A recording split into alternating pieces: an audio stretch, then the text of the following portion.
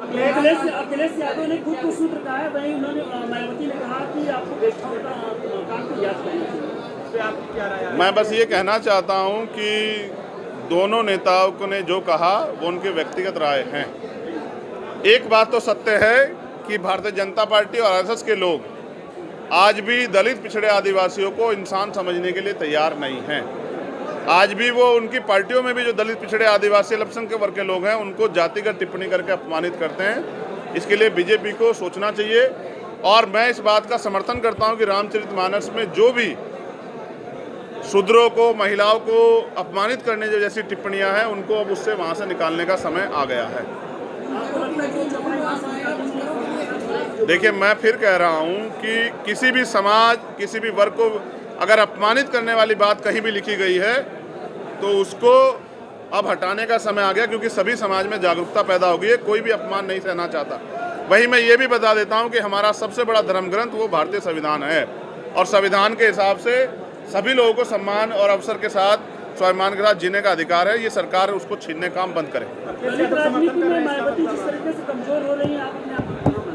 नहीं, मैं तो इन वर्गों में, दलितों के साथ पिछड़ों, आदिवासी और अल्पसंख्यक वर्गों में ये चेतना जागरूक करने का काम कर रहा हूं कि वो बीजेपी के, आरएसएस के हथकंडों से सावधान होके अपनी वोट का प्रयोग एकजुट होकर करे, जिससे कि इनको सत्ता से बेदखल किया जा सके।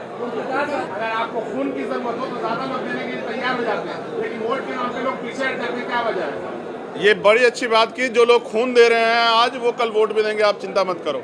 उनको समझाने की देर है। पिछली बार उनको लगा कि चंद्रशेखर भाई नहीं जीत पाएंगे, इसलिए उन्होंने मुझे वोट दिया, बीजेपी को हराने के लिए वोट किया। इस बार हम अपने आंदोलन को जमीन पे मजबूत करें, अपने संगठन को। आप जब ये मानते हैं कि वो खून देने को तैयार हैं तो वोट तो बहुत छोटी सी चीज़ है।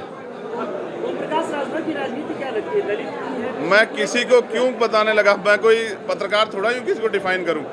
मैं तो एक बाबा साहब अम्बेडकर और माननीय काशी राम साहब के, मामना रामस्वरूप वर्मा जी के आंदोलन का एक सिपाही हूँ। उस आंदोलन पे मुझे आप कुछ पूछेंगे तो शायद मैं आपको बता पाऊंगा। मेरे आसपास तो नहीं दिखाई दे रहे हैं। जब वो मिले तो उनसे पूछेगा कि उनके मन में क्या है।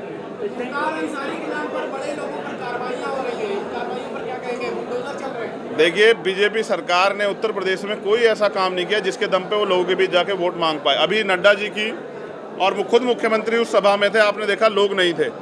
अब उनका एक ही उद्देश्य है, किस तरह से हिंदू मुसलमान का वो बना रहे। इसलिए जानबूझ के मुस्लिम लीडर्स को, मुस्लिम जो रोजगार करने वाले जो बिजनेसमैन हैं उनको टारगेट किया जा रहा है, जिससे कि उनको दिखा के और एक माहौल बनाया जाए। जनता अब समझ चुकी है, अब जनता सबक सिखाएगी। समय बड़ा बलवान होता है। जब कोई सत्ता में होता है उसकी प्रशंसा स्वयं करा ही देता है। मैंने तो बहुत सारे अधिकारी भी प्रशंसा करते देखे।